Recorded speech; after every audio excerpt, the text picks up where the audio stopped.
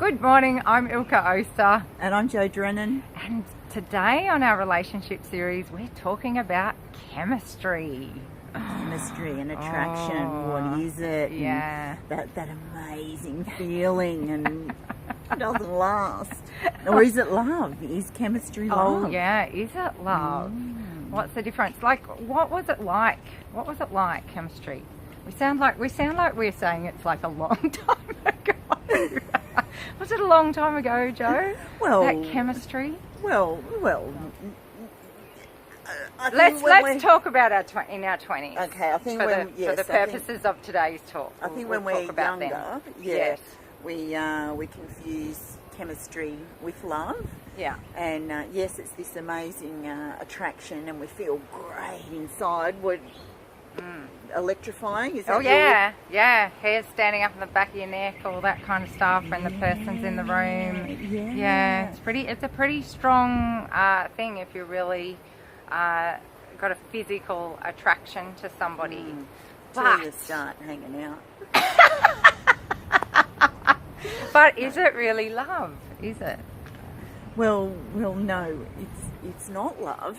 There's a few interesting theories out there, and one that we're going to talk about today is this attraction to someone who has had a similar childhood wound as you.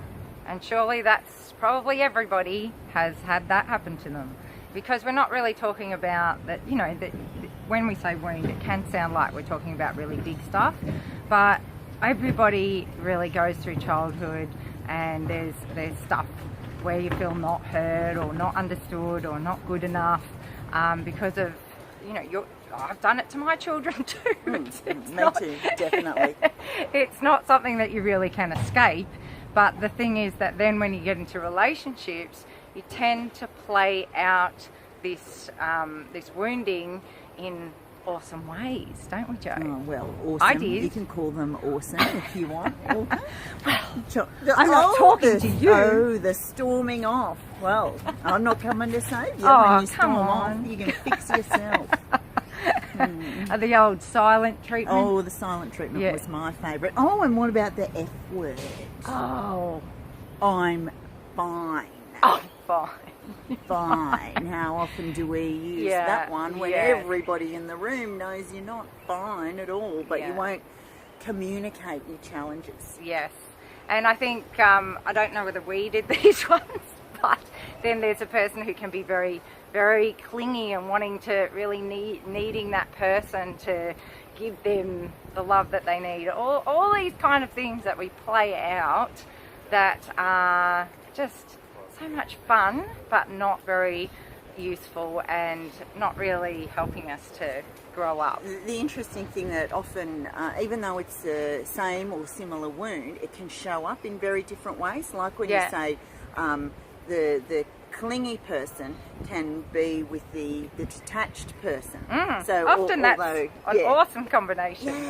Or the person who talks a lot and wants somebody to listen can be with somebody who doesn't talk a lot.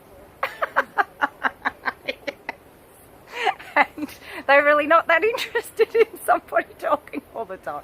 No surprises why we're friends and what we're trying to work through. Our childhood wounds to our friendship.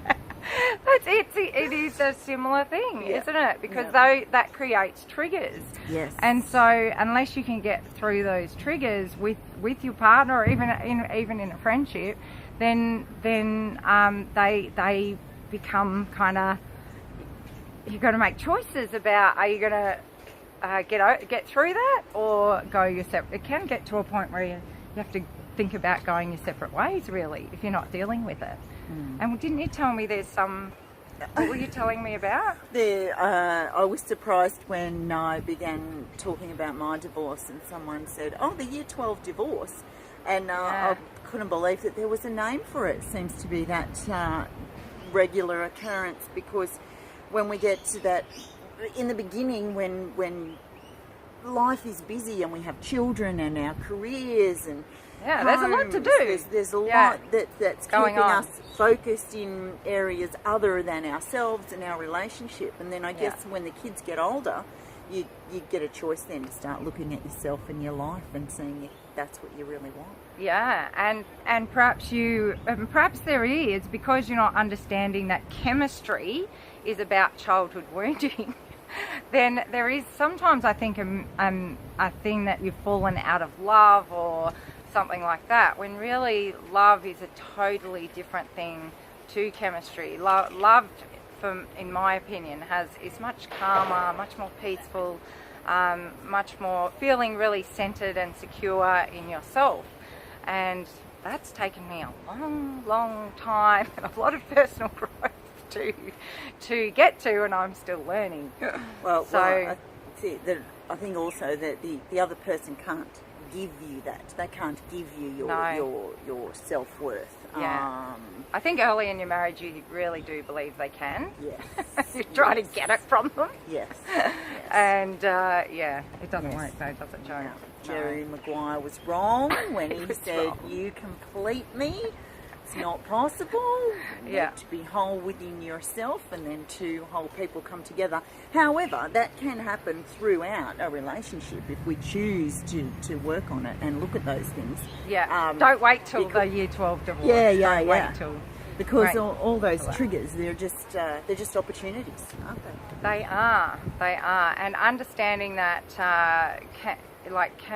chemical physical attraction was actually created in your own mind, believe it or not, even back then. So I do believe that you can keep that spark alive by recreating stuff in your mind. It's understanding that you were doing it yourself. You were actually creating that attraction, but it can come from a place, a different place. I think a much more whole place from knowing perhaps that you're creating how you want your relationship to be. Yes. Being aware. Awareness is the first step. Yeah. And what kind of things can people do? Yeah, a great tool to get an understanding of what may be your childhood wound and the thing that continues to show up in your relationships. Just grab a couple of pieces of paper and a pen.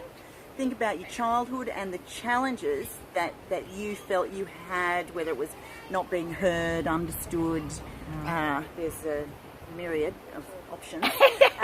And just write them down, then grab another piece of paper. Consider your intimate relationships that you've had, what you're in now and the past, and then another list of words. Then look at both of those lists and compare the two and look for the similarities. Might find a few. Yes. Might find a few patterns showing up. A few. So if you choose to look at them and work on them, you can have a great relationship. And even if you have separated and you're going to move into another relationship, this is going to help you to not recreate the same problems. Because unfortunately, wherever we go, whoever we go with, we always have to take ourselves.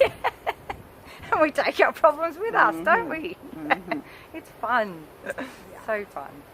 Yeah, well, I think that's about it for chemistry. We'd love to hear what you have experienced in your relationships. What's come up for you? Do you keep this your love alive in a sparky kind of way? Love to hear how you do that too. That'd be awesome. Yeah. Thanks for joining us. And we'll see you next time on our relationship series. Yeah. And inspire someone today.